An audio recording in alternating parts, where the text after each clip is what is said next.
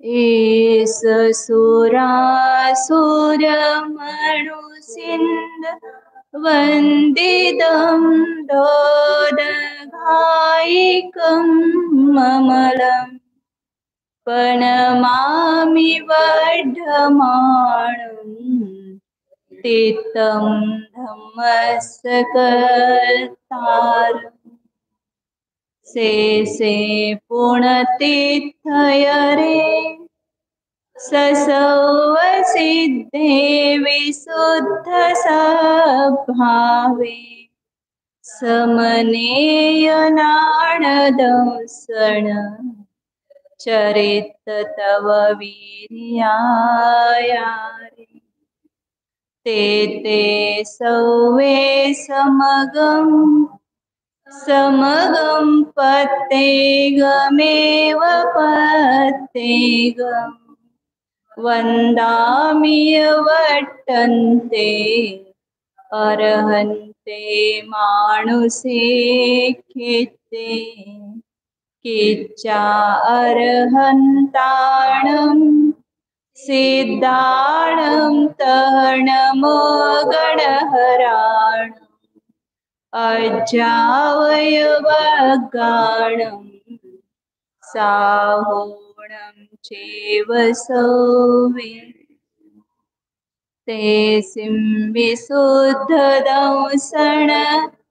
नानपहाना समं समासेच उपसंपयामि सम्मं जतो निर्वाण संपत्ति। नमस्ते। श्री कलिकाल सर्वज्ञ आचार्य कुंद कुंद देव की जय बोला। अध्यात्म मूर्ति अमृतचंद्र आचार्य देव की जय बोलो। परम पूज्य आचार्य जयसेन देव की जय बोलो। चारद्र चक्रवर्ती समाधि सम्राट आचार्य शांति सागर जी महाराज की जय बोलो। प्रातः स्मरणीय गुरुदेव प्रातः स्मरणीय परम पूज्य गुरुदेव समंत भद्रमणि महाराज की जय बोलो। परम पूज्य आचार्य प्रवर एक क्षण सुंदर सागर जी महाराज की जय बोलो। मम दीक्षा गुरु वात्सल सिंधु परम पूज्य आचार्य श्वेत सागर जी महाराज की जय बोलो। अध्यात्म योगी परम पूज्य मणिवीर सागर जी महाराज की जय बोलो। परम पूज्य मणि द्वय की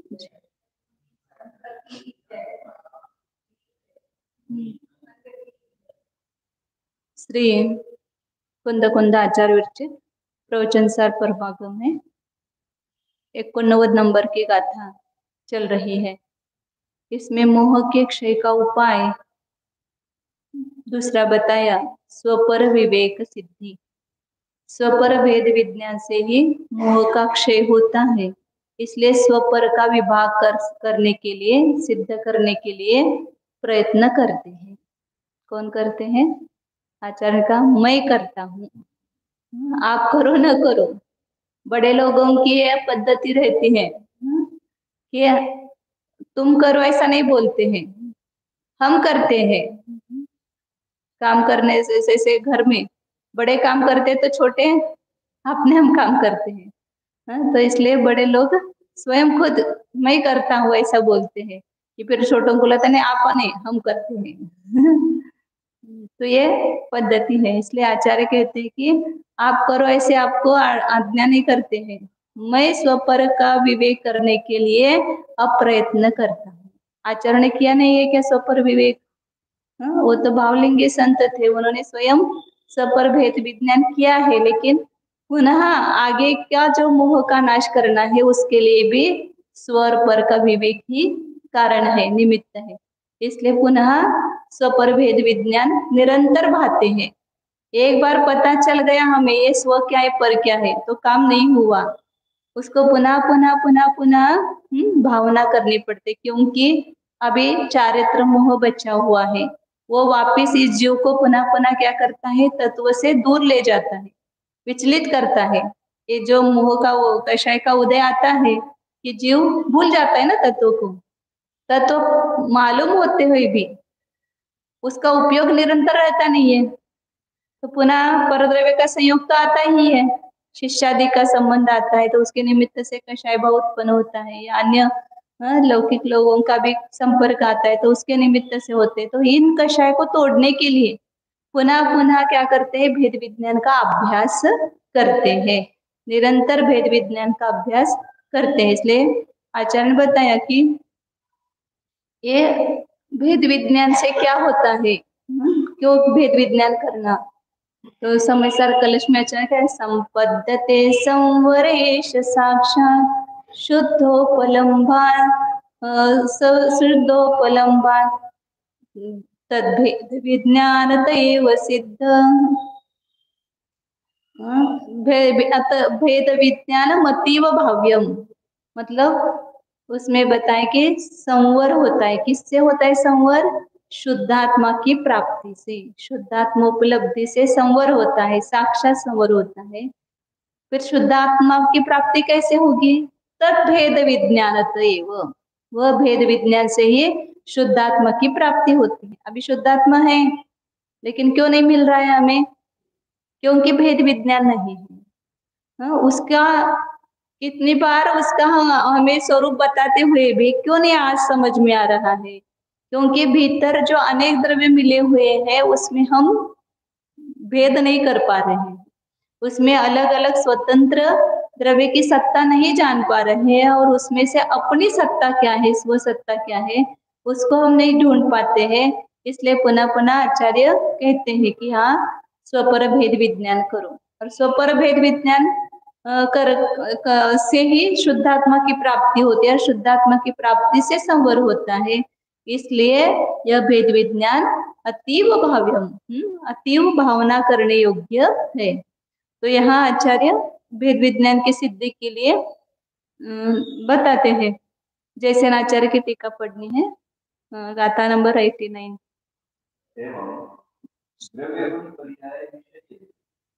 छोटी अक्षर में जो है नीचे टीका वो देखना, 88 के नंबर के बाद। एवं द्रव्य गुण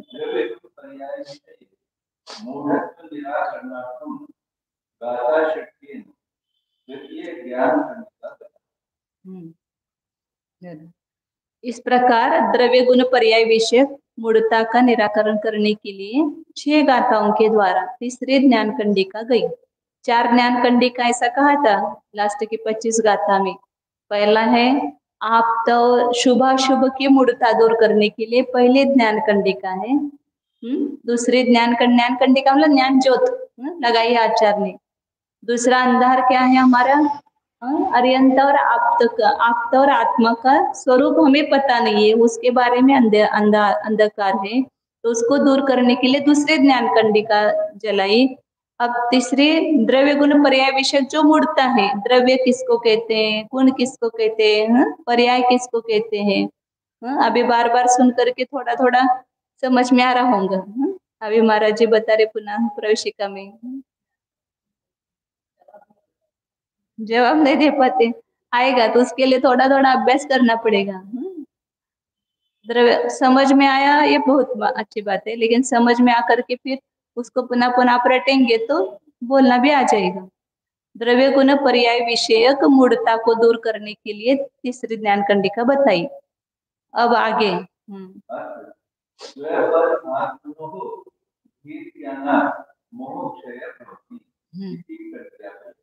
अब चौथी ज्ञान कंडिका किसके लिए, स्व पर का अज्ञान दूर करने के लिए। स्व क्या है, पर क्या है, इस बारे में हमें अज्ञान है, मूढ़ता है, उसको दूर करने के लिए चौथी ज्ञान कंडिका बताई है। उसमें शुरुआत में ही प्रथम ही स्व और परा परात्मनो हो भेद ज्ञानात, स्व और पर स्वरूप का भेद विज्ञान होने से, भेद ज्ञान होने से मोह का क्षय होता है। भेद ज्ञान से कार्य होगा कि अभेद ज्ञान से कार्य होगा। जिसमें भेद है उसमें भेद जानना है, और जिसमें अभेद है उसमें अभेद जानना है। हमारा उल्टा हो गया है, क्या हो गया है, जहाँ भेद है वहां पर हम अभेद कर रहे हैं, तो उसमें भेद विज्ञान करना पड़ेगा। शरीर में स्त्री पुत्र मित्रादिक में और अपने में क्या है, भेद है, वहां क्या कर रहे हैं, अभेद। और एक अपने निज आत्मा जो है वो अखंड अनंत गुणों का पिंड है। उसमें हम क्या कर रहे हैं, भेद कर रहे हैं। ये ज्ञान कहाँ है, बाहर से आता है। दर्शन कहाँ है, बाहर है। सुख कहाँ है, हमारे बाहर है। तो उसमें हमसे आत्मा से उसको अलग जान रहे हैं, तो उसके साथ अभेद स्थापन करना है। मतलब अपनी जो गुण रूपी संपत्ति है उसके साथ अपना अभेद है, और जो शरीर आदि पर द्रव्य है उसके साथ आत्मा का भेद है। लेकिन वहां पर क्या कर रहे हैं, हम उसको अभेद कर रहे हैं। तो उसको भेद करने के लिए स्वस्वरूप और परस्वरूप में भेद ज्ञान होने से ही मोह का नाश होता है, ऐसा बताते हैं। ज्ञानात्मकम् आत्मानं जानति यदि कथमुक्तं स्वकीय शुद्ध चैतन्य प्रत्यत्वेन अभिसंबद्धम् न केवल आत्मानं परं च चेतन अचेतन परकीय द्रव्यत्वेन अभिसंबद्धम् तस्मात् निश्चयेन अनुकूलम् ये ज्ञानम् आश्रित्य। क्या करता है, यदि ज्ञानात्मक आत्मा को जानता है। अपना आत्मा कैसा है, ज्ञानात्मक या काला गोरा, ऊंचा ठीकना, कैसा है। हम ऐसा ही अपना स्वरूप मान बैठे ना, अमुक चेहरा मेरा, अमुक ऊंचाई मेरी, ये सब अपना परिचय बायोडेटा आप लिखते हो। क्या क्या लिखते हो उसमें, किसका बायोडेटा होता है वो, शरीर का क्या आत्मा का। सब क्या लिखा रहता है उसमें, नाम क्या है, ऊंचाई कितनी है, 5 फीट है, गौरवर्ण है, अमुक माता है, अमुक पिता है, अमुक इतनी डिग्री हुई है। ये सब किसका परिचय है, ये सब शरीर का परिचय है। वो उसका परिचय हम अपना परिचय मान रहे हैं। तो अपने आत्मा को कैसे जानता है, ज्ञान स्वरूप। जो ज्ञान है, यहाँ पर अमूर्तिक है, वो दिखाई नहीं देता है, लेकिन उसका वेदन हमें हो रहा है। वो जो संवेदनात्मक वस्तु है वह मैं हूँ। वो संवेदन शरीर में नहीं है, ये संवेदन स्वरूप वस्तु भिन्न है, अलग है। उस अपने संवेदन स्वरूप ज्ञानात्मक आत्मा को कैसा जानता है, स्वकीय शुद्ध चैतन्य द्रव्यत्वेन अभिसंबंधम। अपने शुद्ध चैतन्य द्रव्यत्व के साथ जिसका संबंध है। हमारा संबंध किसके साथ है, हम किस रूप है, अपने चैतन्य स्वरूप, ये अपना द्रव्यत्व है, उसके साथ मैं अभिसंबद्ध हूँ। मतलब अपने आत्मा को अपने रूप से, अपने द्रव्यत्व रूप से जानते हैं। केवल आत्मा को ही जानते ऐसा नहीं। जहाँ स्व का ज्ञान हुआ, ये मेरी पुस्तक है, तो बाकी सब पुस्तक का भी ज्ञान हुआ कि नहीं हुआ, कैसा हुआ ज्ञान उसका, पर रूप से हुआ। ये सब मेरी नहीं है, ये पुस्तक केवल मेरी है। तो जहाँ स्व का ज्ञान होता है वहां पर का भी ज्ञान अपने आप हो जाता है। ये चैतन्य वस्तु मैं हूँ, तो इसको छोड़ करके जितना भी है सब क्या है, पर है, भिन्न है, अपने से दूसरा है। तो उस पर को कैसे जानते हैं, मेरा है ऐसा नहीं जानते। यथोचित चेतन अचेतन परकीय द्रव्यत्वेन अभिसंबंधम। उस पर को कैसा जानते हैं, यथोचित, उसका जो भी स्वरूप होगा। पर में कौन कौन आ गए, संपूर्ण अन्य जीव भी आ गए, स्त्री पुत्र मित्र आदि आ गए, और अन्य पुद्गल धर्म अधर्म आकाश काल भी आ गए। तो यथोचित मतलब जिसका जैसा स्वरूप है, चेतन या अचेतन, उस चेतन या अचेतन रूप परकीय द्रव्यत्व से अभिसंबंध ऐसे पर को जानता है। इसलिए समाधि शतक में आचार्य ने परमात्मा बनने का सबसे सरल उपाय बताया। पहले ही गाथा में मंगलाचरण किया, उसमें उपाय ही बता दिया। येनात्मा बुध्यतात्मैव परत्वेनैव चापरम् अक्षयानंत बोधाय तस्मै सिद्धात्मने नमः। क्या बताया, येन आत्मना आत्मा अबुध्यत। जिसने क्या किया, आत्मा को आत्मा रूप से जाना, और परत्वेन चा परम, और दूसरे को कैसा जाना, पर रूप से जाना। मतलब उसका जो द्रव्य है उस रूप से हम बेटे को देख रहे, किस रूप से देख रहे हैं, उसके द्रव्य तो रूप से देखो। ये मेरा है ऐसा नहीं देखना है, वो वह है, उसका द्रव्यत्व, उसका चैतन्य उसके साथ में है, उसका शरीर वो पुद्गलमय है, वो पुद्गल द्रव्यत्व से युक्त है। जो भी धन धान्य आदि है ये सब उद्गल द्रव्य सत्व से सहित है। इस प्रकार पर को पर रूप से और स्व को स्वरूप से जानता है। कैसा जानता है? निश्चय दो निश्चयतः निश्चय नयानुकूलम भेद ज्ञानम आश्रित। निश्चय से जानता है। निश्चय से मतलब वास्तविक जो स्वरूप है, व्यवहार से जो बताया हुआ स्वरूप उसको लेकर के नहीं, तो निश्चय नहीं के अनुकूल ऐसा जो स्वरूप है उसका भेद विज्ञान का आश्रय करके जो आत्मा को, ज्ञानात्मक आत्मा को अपने द्रव्यत्व से युक्त जानता है, पर को उसके द्रव्यत्व से युक्त जानता है, ऐसा जो करता है आगे यह करता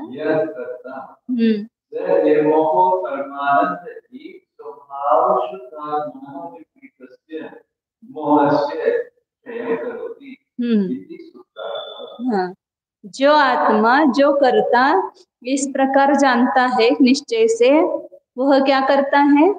मोह का क्षय करता है। आपको तो सभी लोग वही उपदेश दे रहे, महाराज जी भी पढ़ा रहे मोह का नाश कैसे होगा, हम भी पढ़ाते वही। अब बोलेंगे क्या ये बार बार वही सुनना। लेकिन वास्तव में अभी अगली गाथा में भी वही बताएंगे। तो मोह का क्षय क्यों करना? क्योंकि मोह ही वास्तव में दुख का कारण है सब जीवों को। इसलिए आचार्य आत्मानुशासन में कहा ना, दुखापहारी सुख कर अनुशासमी तवानुमतमेव। दुख का नाश करने वाला और सुख को प्राप्त कराने वाला ऐसा तेरे अनुमति, तुझे जो इष्ट है ऐसा ही उपदेश मैं करता हूँ। आप सब क्यों आए हो यहाँ सुनने के लिए?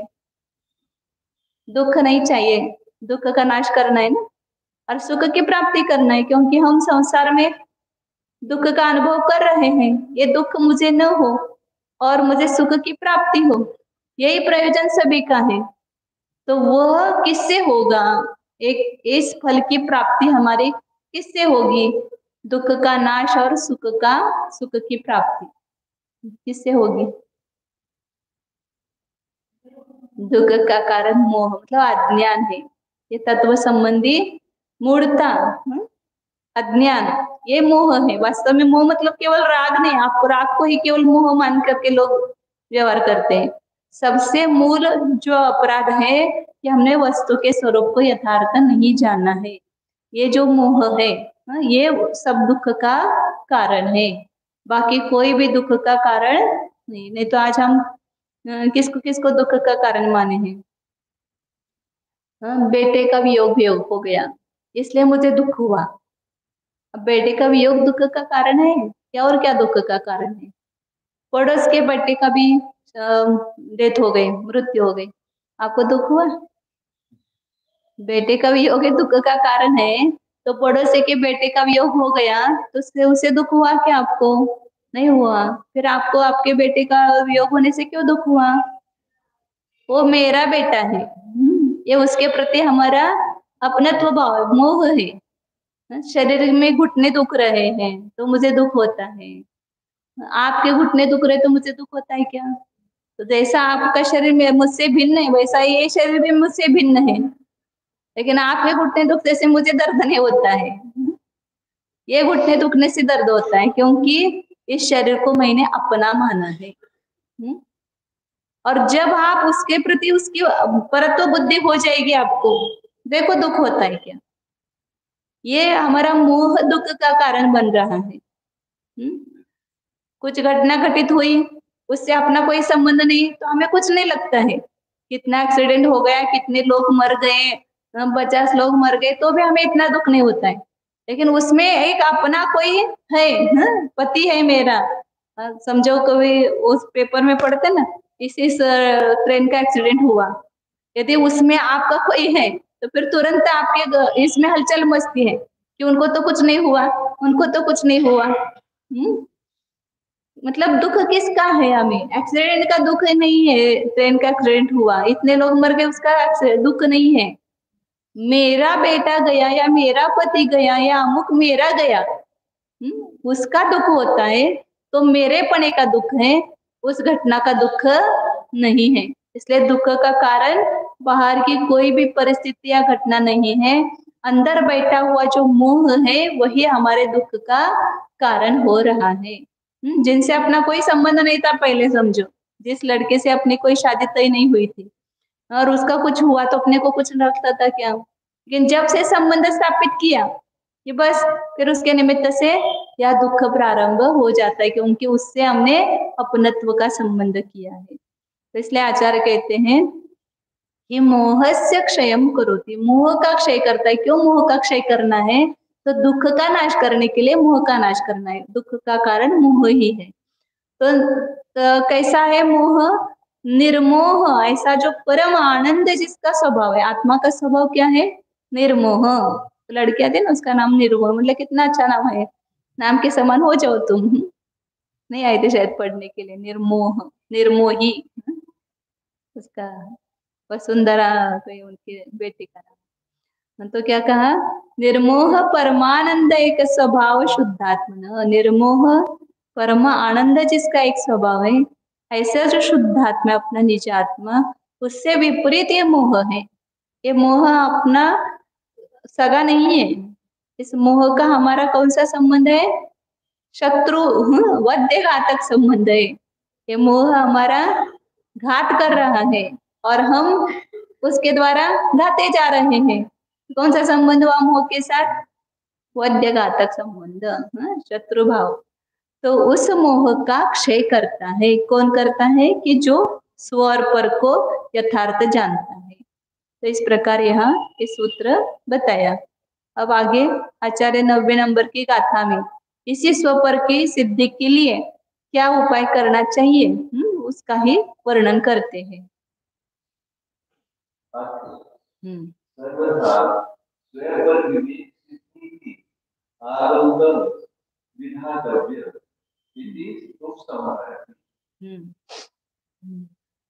अथ, अब सर्वथा, सर्व प्रकार से कर रहे, स्वपर विवेक की सिद्धि कहाँ से करनी चाहिए? आगमतः विधातव्या।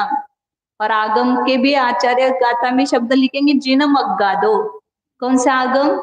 कोई भी आगम आगम नहीं है एक तो, और उस आगम से स्वपर विवेक सिद्धि नहीं होगी। नहीं तो आजकल इतने शास्त्र छप रहे हैं बाहर अन्य मती लोगों के में, और उसमें भी ये उपाय अपने को दिखाई देता है। वहां पर भी आध्यात्म है, और आध्यात्म में यहाँ सब ऐसा ऊंची ऊंची बातें कही जाती है। आत्मा शुद्ध है, बुद्ध है, ऐसा जन्म मरण रहित है। जैसे हम एक वस्त्र छोड़ते दूसरा वस्त्र धारण करते हैं, ऐसे ही एक शरीर को छोड़ करके दूसरा शरीर धारण करते। ऐसा उपदेश आपको बड़ी ऊंचे लेवल का फंस जाते हैं ना बहुत सारे। हम कहाँ कहाँ जाते हैं सुनने के लिए, 50-50 हजार लोग रहते हैं, रविशंकर और क्या क्या है ना। तो वे सब जो उपदेश दे रहे हैं, ब्रह्म कुमार बहुत सारे हैं, अपने को नाम नहीं देना है किसी का। तो ऐसा उपदेश जो है वह हमारे कार्य का सिद्ध करने वाला है क्या?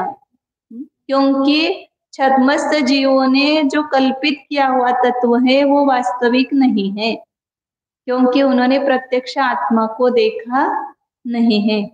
जिनेन्द्र भगवान ने अमूर्तिक वस्तु को भी अपने केवल ज्ञान के द्वारा प्रत्यक्ष देखा है और उन्होंने बताया है, इसलिए उनकी वाणी प्रामाणिक है। तो किसी भी आगम से बोलेंगे आपका है, आपको क्या आगम का पक्षपात है? दूसरे भी आगम है, उससे भी हमारे कार्य सिद्ध हो जाएगा। तो वहां आपको पूर्वापर अविरुद्ध ऐसा निर्दोष तत्व सुनने को नहीं मिलेगा। उसमें ऊपर ऊपर से तो अच्छा दिखाई देगा, लेकिन कहाँ गड़बड़ होगी, या उस आध्यात्म के लिए जो आगम का आधार चाहिए वो आगम का आधार नहीं है उस आध्यात्म के लिए। मतलब जो विश्व की व्यवस्था है, 6 द्रव्य 7 तत्व, ये जो पीठिका है वो बिना पीठिका के ही वो आत्मा का उपदेश देते हैं।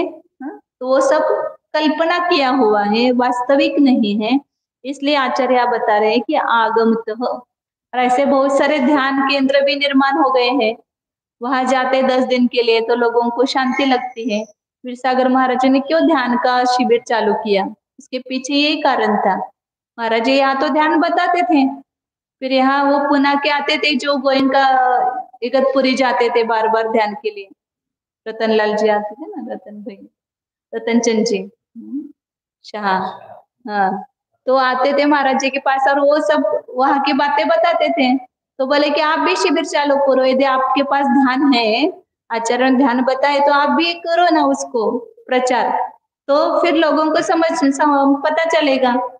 हम प्रचार तो करते नहीं, ऐसा ही हो रहा है ना, अच्छे का प्रचार नहीं हो रहा है, और इसलिए अच्छा होते हुए भी हमारा तत्व लोगों को पता नहीं है। हाँ, नहीं वो तो अभी हुआ, लेकिन महाराज जी 87 कितने साल से ध्यान शिविर लगा रहे थे। सावरगांव में भी लगाया, यहाँ पर भी लगाया, स्वयं महाराज जी लेते थे वो शिविर।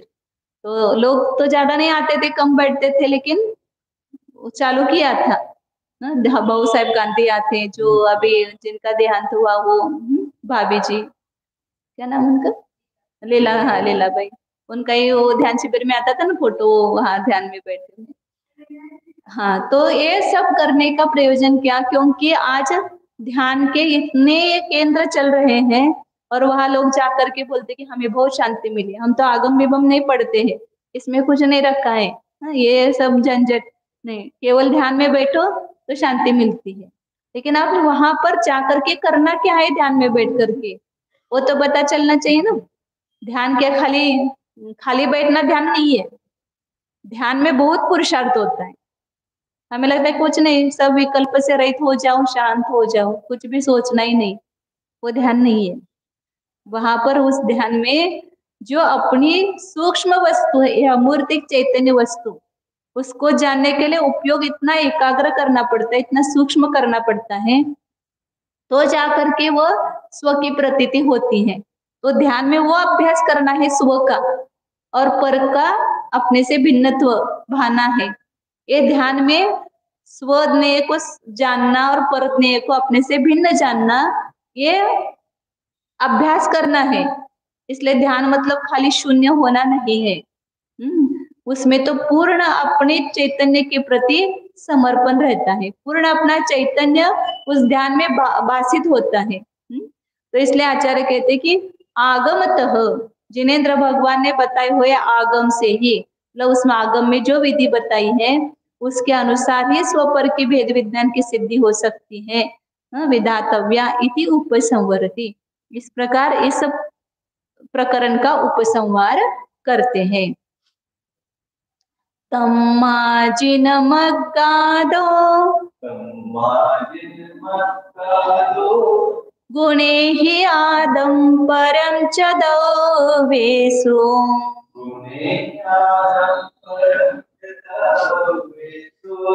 अभिगच्छतु निम्मोहम् जदि इच्छति जदि अपनो अपा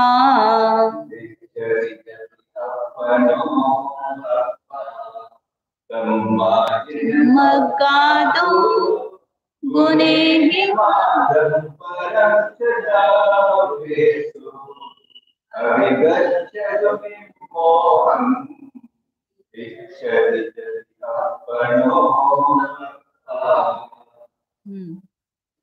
तम्मा, तम्मा शब्द होता है म्हणून, मराठी में बोलते हैं इसलिए। इसलिए मतलब पिछले गाथा का संबंध है कि मोह का क्षय कैसे होता है, ज्ञानात्मक आत्मा को और परद्रव्य को उसके द्रव्यत्व से युक्त जो निश्चय से जानता है उसके मोह का क्षय होता है। इसलिए क्या करना चाहिए, हमें स्वपर विवेक करना चाहिए। तो इसलिए आचार्य कहते हैं कि जिन मग्गादो, कैसे जानना, जिन मार्ग से, जिनेन्द्र भगवान ने बताए हुए मार्ग से, आगम की जिसको बैठक है वही उसके ऊपर अध्यात्म का यदि मल खड़ा करता है तो वो टिक पाता है, और बिना आगम के बेस के यदि अध्यात्म का वर्णन करेंगे तो वो सिद्ध नहीं होता है। इसलिए जिन मार्ग से, जिनेन्द्र भगवान ने बताए हुए मार्ग से क्या करता है, दव्येषु गुणैः आदम परम च अभिगच्छतु। द्रव्यों में, अभी सब आप विश्व सीख रहे हो, विश्व कैसा है, 6 द्रव्यों का समूह है। तो इस 6 द्रव्यों के समूहात्मक इस द्रव्य में ये सब पूरे संपूर्ण विश्व में भरे हुए हैं 6 द्रव्य। उन द्रव्यों में क्या करना है, आत्मा और पर, स्व और पर, ये दोनों को जानना है। कैसे जान सकते हैं, स्व पर को कैसे अलग कर सकते हैं, उसका जानने का साधन क्या है, चिन्ह क्या है, या लक्षण माध्यम क्या है, तो कहते हैं गुणे ही, गुणों के द्वारा। 2 वस्तुओं में भेद करना गुणों के द्वारा शक्य है। अभी सब मिली हुई दिखाई दे रही है और 6 द्रव्य संपूर्ण आत्मलोक के संपूर्ण प्रदेशों में है, तो इन 6 द्रव्यों को अलग कैसे करेंगे, हम अलग कैसे जानेंगे, तो गुणों के द्वारा जान सकते हैं। गुण मतलब उसकी पहचान है। गुण्यते पृथक क्रियते द्रव्यम द्रव्यांतरात येन स तद् गुणः, वह सगुणः, मतलब जिसके द्वारा एक द्रव्य दूसरे द्रव्य से गुणों के माध्यम से अलग किया जाता है, दूसरा कोई साधन नहीं है। हाँ, जैसे अभी आप चावल बीनते हो, आपने पत्थर को कैसे अलग किया, या उसमें चावल में गेहूं मिले हैं, तो उस दोनों को आप अलग कर रहे हो, चावल अलग गेहूं अलग, कैसे किया आपने, उसके गुणों के द्वारा ही किया ना। चावल का जो गुण है वो अलग है, वो सफेद है, ऐसा छोटा है, और गेहूं है वो पीला है, वो बड़ा है, उसका कलर अलग है। तो उस गुणों के माध्यम से आपने दोनों को भिन्न किया। जैसे आपके बहुत सारे बॉटल रखी हुई हैं और 2 बॉटल में सफेद सफेद ही बारीक दिखाई दे रहा है, अब इसमें नमक क्या है और शक्कर क्या है वो पहचान में नहीं आती है, तो फिर आप उसको चख करके देखते हो, शक्कर मीठी होती है और नमक खारा होता है, तो उसके गुणों के द्वारा आपने दोनों में भेद किया। तो यहाँ पर भी मिली हुई 6 द्रव्य है, यहाँ पर जहां अपन है उस जगह 6 द्रव्य है, फिर उसमें आप अलग कैसे करेंगे, स्व क्या है और पर क्या है, उसको अलग कैसे करेंगे, तो उसके गुणों के द्वारा। गुण ये साधन है, माध्यम है कि जिसके द्वारा हम स्वद्रव्य और परद्रव्य में भेद कर सकते हैं। अनवय विशेषणम गुण, ऐसा आया था ना, अनवय के जो विशेषण है वे गुण है, सभी द्रव्य अनवय रूप है। फिर उन 2 द्रव्यों में भिन्न भेद है, भिन्नता है, कैसे जानेंगे, अब जैसे शरीर और आत्मा ऐसे ही मिले हुए हैं कि उन दोनों को अपन अलग नहीं कर सकते हैं, लेकिन उसको अलग जान सकते, कैसे जान सकते हैं, गुणों के द्वारा, क्योंकि हमें पुद्गल का स्वरूप पता है। पुद्गल के गुण है स्पर्श रस गंध वर्ण, तो इसमें जो स्पर्श रस गंध वर्ण दिखाई दे रहा है ये सब पुद्गल है, और जो स्पर्श रस गंध वर्ण रहित ऐसी जो वस्तु है, चैतन्य वस्तु कैसी है, अमूर्तिक है और चेतन स्वरूप है। तो जो अमूर्तिक होते हुए चैतन्य स्वरूप है वह मैं हूँ। इस प्रकार गुणों के माध्यम से क्या कर सकते हैं, द्रव्यों में स्व और पर विभाग कर सकते हैं। अभिगच्छतु, जानो, कि क्यों, कौन जानो, आचार्य कहते हैं यदि अपनो अपा निमोहम इच्छति, यदि आत्मा अपनो निमोहम इच्छति, यदि आपको अपनी निर्मोह की इच्छा है, तो निर्मोह होने की इच्छा है, तो जानो, मोही बनना है तो अनादिकाल से अभेद रूप से जाने रहे सबको, तो वही उसका कारण है मोह का। सब वस्तु स्वरूप संबंधी अज्ञान मूढ़ता, यही तो संसार का कारण है। तो यदि हमें निर्मोह नहीं बनना है तो स्वाध्याय सुनने की भी जरूरत नहीं, कुछ भी सुनने की जरूरत नहीं, कुछ करने की, पुरुषार्थ करने की ही जरूरत नहीं, क्योंकि अनादिकाल से ये पुरुषार्थ चला आ रहा है। किसका पुरुषार्थ, मोह का पुरुषार्थ। पर द्रव्य के साथ मेरा एकत्व कैसे हो, पर द्रव्य और मैं एक कैसे हो जाऊं, ये तो प्रयत्न हमारा चल रहा है और वही हमारे दुख का कारण बन रहा है। इसलिए आचार्य यहाँ पर शर्त रख रहे हैं किसको करने की जरूरत है? जो अपनी निर्मोहता चाहता है। आप अपनी निर्मोहता नहीं चाहते हो तो ये तत्व का आपको अंदर गले भी नहीं उतरेगा और इसका प्रयोग भी आप नहीं करेंगे। यदि आपको अंदर में ऐसा चटपटाहट हो रही है कि मैं मोह रहित कैसे हो, ये मोह मुझे दुख दे रहा है, तो मुझे मोह का नाश करना ही है, ऐसे अंदर से अपने को जिज्ञासा होनी चाहिए, उसके प्रति अंदर करने की भावना होगी तो नियम से हम पुरुषार्थ करके वो कार्य सिद्ध करेंगे। लेकिन हमें करने की भावना करनी चाहिए। इसलिए थोड़ा इसमें दौलत राम जी ने भी कहा ना, यदि चाहो अपना कल्याण, अपना कल्याण चाहते हो तो सुनो। यदि हम अपना कल्याण नहीं चाहते हैं, यदि दुख का नाश नहीं करना है, तो ये करने की जरूरत ही नहीं पुरुषार्थ। आज तक हम पुरुषार्थ कर रहे दुख नाश का, लेकिन उल्टा कर रहे हैं।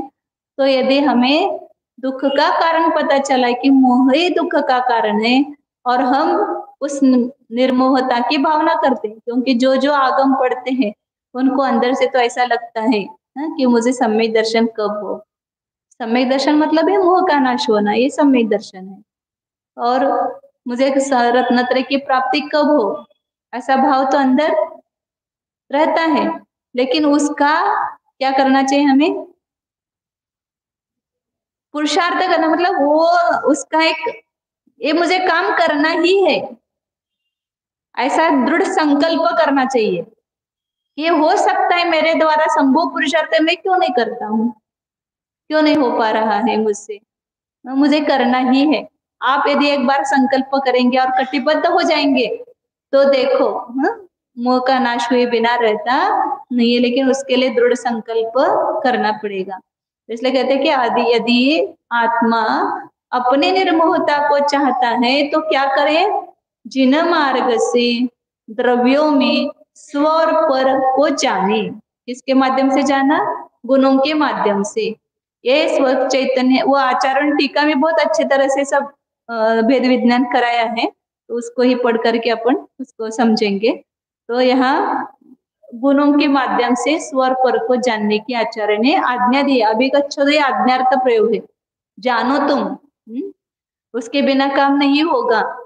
जब तक हम अपने स्व को और पर को नहीं जानेंगे, ये मैं हूँ, बस इतना भाव भाषण अंतरंग में होना चाहिए कि यह मैं हूँ।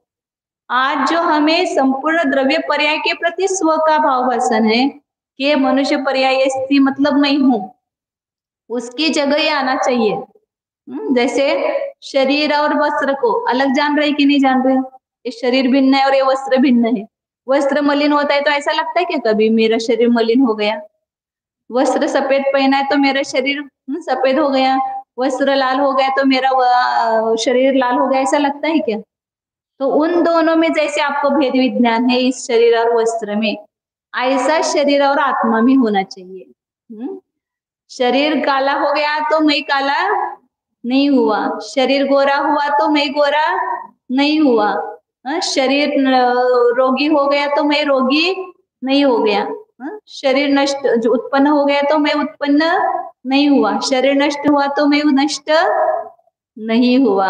इस प्रकार जैसे शरीर और वस्त्र में भेद विज्ञान है, ऐसे आत्मा और शरीर में हमारा भेद विज्ञान हो जाए तो इस मोह का नाश होगा।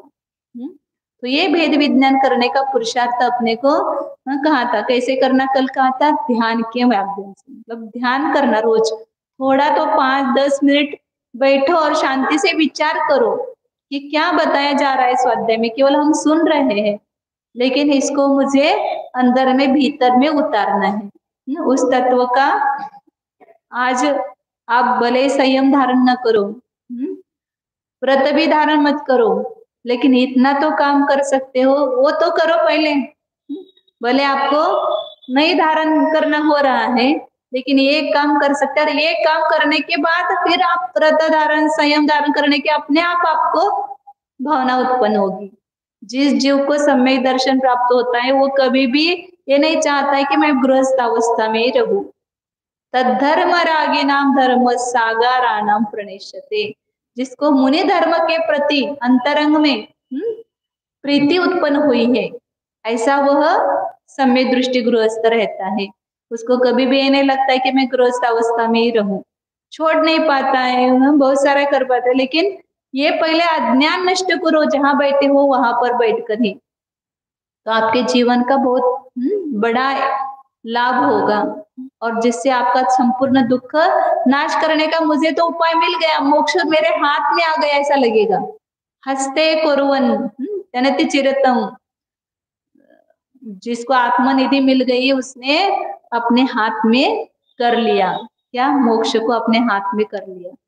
मुक्ति किम तेन हस्तगा, ऐसा कहा है, मुक्ति उसके हाथ में नहीं है क्या। हाँ, जिसने सम्यक दर्शन को प्राप्त कर लिया उसने मुक्ति को अपने हाथ में कर लिया। हाँ, फिर उसके बाद जो भी मार्ग है उस सब मार्ग पर वो चलेगा तो मोक्ष को प्राप्त होगा, लेकिन स्टार्ट तो हो मोक्ष का मार्ग का, स्टार्ट कैसे होगा, सम्यक दर्शन से स्टार्ट होगा। इसलिए ये मोहन आज का उपाय करके आचार्य सम्यक दर्शन को प्राप्त करने की प्रेरणा दे रहे हैं। इसके टीका पढ़ते हैं, अभी टाइम हो गया, थोड़ी पढ़े नहीं तो बंद करना चाहिए। हाँ अच्छा ठीक है, बंद। हाँ, बड़ी है टीका वो तो, हाँ बहुत अच्छी है। अभ्यास करते अब ध्यान का। देखो अंदर करके देखो पुरुषार्थ, उस ध्यान के काल में भी आप ये मोह का नाश कर सकते हो। 1 मिनट का काम है बस, ज्यादा काल नहीं है। अपन ध्यान 5-10 मिनट करते हैं तो उसके भीतर भी आपको यदि स्वपर भेद विज्ञान हो जाए, ये काम हो गया। तो करने का पुरुषार्थ करो, आंखें बंद करो, अपने उपयोग को, अपने विचार को संयमित करो, बाहर के इंद्रिय विषयों से हटाकर उस अपने विचार को निज तत्व का विचार करने में लगाओ। देखो यहाँ पर ही मैं है, मैं का तो हम हर क्षण प्रतिभास कर रहे हैं, मैं की प्रतीति कर रहे हैं, लेकिन उस मैं की प्रतीति गलत जगह कर रहे हैं। इस शरीर को मैं मान रहे हैं, इस मनुष्य पर्याय को मैं मान रहे हैं। अब उस मैं की प्रतीति जैसा मैं है वैसी करो। मैं अनादिकाल से हूँ, अनंत काल तक रहूंगा, तो तीनों कालों में जो एक रूप है वही मैं हूँ। ऐसा कौन सा रूप है कि जो मैं तीनों कालों में है, तो यह जो चैतन्य है, ज्ञान दर्शन स्वरूप है, ये मेरा त्रिकाल स्वरूप है। किसी भी पर्याय में मैं जाऊं, मैं इस चैतन्य के साथ ही हूँ, ज्ञान दर्शन स्वरूप ही हूँ। मेरे संपूर्ण प्रदेशों में ज्ञान भरा हुआ है, ज्ञान रस से मैं भरा हुआ हूँ, परिपूर्ण हूँ।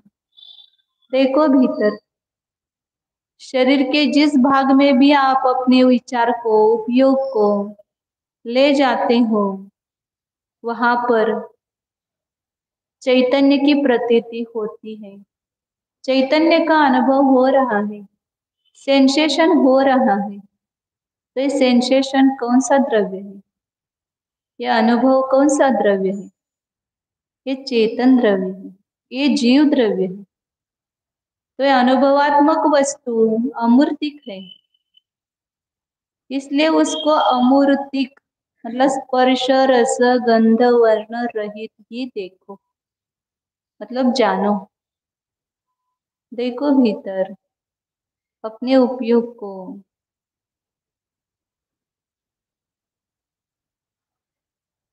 कहीं पर भी लगाओ, वहां पर हमें एक चैतन्य प्रतिभासित हो रहा है। तो संपूर्ण शरीर में चैतन्य अलग अलग नहीं है, एक अखंड चेतना है, अखंड चैतन्य है। यही जीव है, यही मैं हूँ। जब इस शरीर से चैतन्य प्राण निकल जाते हैं तो शरीर अचेतन पड़ा रहता है। तो अभी भी ये अचेतन ही है, अभी भी शरीर में ज्ञान नहीं है। शरीर जड़, स्पर्श, रस, गंध, वर्णात्मक वस्तु है और इसमें जो चेतना है वह स्वतंत्र जीव द्रव्य है और यह जीव ही मैं हूँ।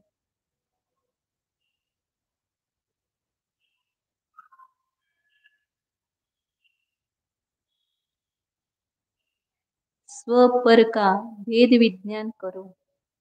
इस बुद्धि रूपी छन्नी के द्वारा जो टुकड़े करो, बुद्धि में ही इन दोनों का विभाग करना है। बाहर तो भले ये मिले हुए दिखाई दे रहे हैं, लेकिन ये एक नहीं है, भिन्न भिन्न है। इसमें चैतन्य भिन्न है और अचेतन द्रव्य, उद्गल द्रव्य भिन्न है। स्पर्श रस गंध वर्णमय है। तो इन गुणों के द्वारा उन दोनों में भेद करो, जानो भेद। गुणी ही आदम परम च अभिगच्छतु। गुण तो प्रत्यक्ष है, ज्ञान तो प्रत्यक्ष है, चैतन्य प्रत्यक्ष है। इस चैतन्य के द्वारा निज को ग्रहण करो। यह मैं हूँ ऐसी प्रतीति करो। और यह जो स्पर्श रस गंध वर्णात्मक अनेक बुद्गल परमाणुओं की मिलकर के बनी हुई स्कंद पर्याय है, यह मैं नहीं हूँ। इसमें मेरा कुछ भी अस्तित्व नहीं है। मेरा अस्तित्व चैतन्यमय है, ज्ञानमय है, आनंदमय है।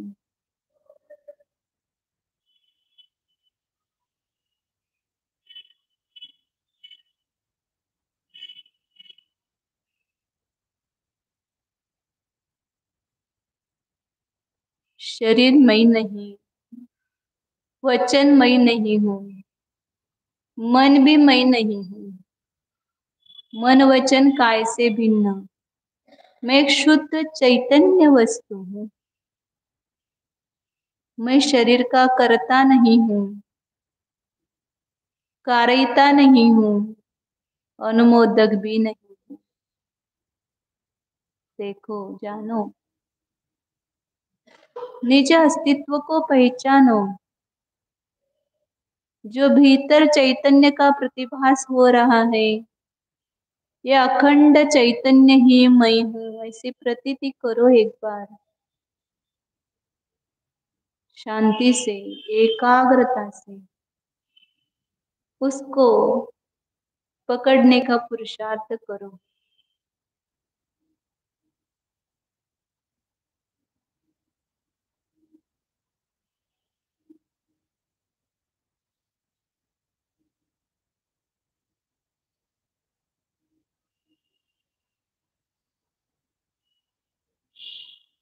निज को निज, पर को पर जान। अपने शुद्ध चैतन्य स्वरूप आत्मा को ही स्वरूप से जानो और इस पर द्रव्य को पर रूप से जानो। ये ज्ञान रूपी अंजन डालते ही ये स्वपर विभाग सिद्ध होता है। शुद्ध चैतन्य सत्ता स्वरूपो ज्ञानानंद स्वरूपो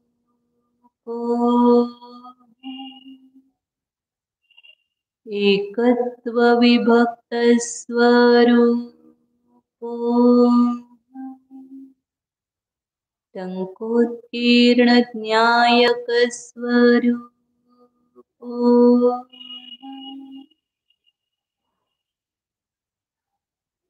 ध्रुव चैतन्य स्वरूप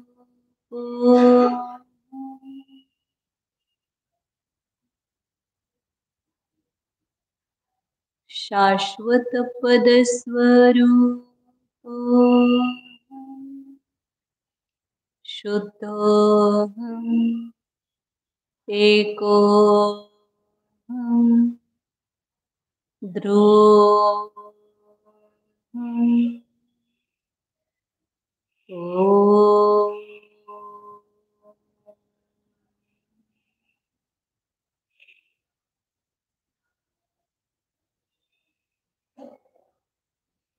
विसर्जन। नमो